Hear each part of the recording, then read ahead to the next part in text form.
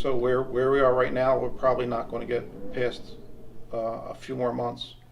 With the overhead, the bills have to get paid, and we're not going to be able to do it at this rate. We went to 100% shutdown, closure of the business. Employees lost their jobs. We're utilizing takeout and delivery, which was only a few percent of our business normally, and now it's 100% of our business, and it's barely paying the bills.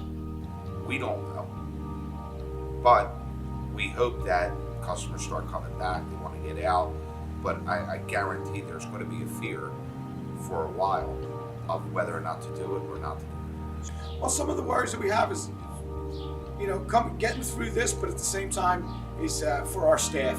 A lot of those guys that the front of the house, the waiters, the bartenders, the busboys, the hostesses. A lot of these people have been with us for a long time.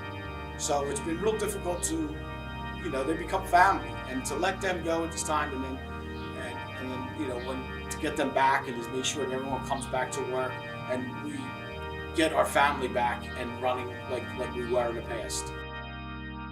Well, my personal opinion is that probably it's a good percentage we may not make it out of this. Well, the most helpful thing as we gear our business now to try to combat this virus is that we're doing a takeout business now, and trying to just upbeat our takeout, trying to maintain what we have worked so hard to do.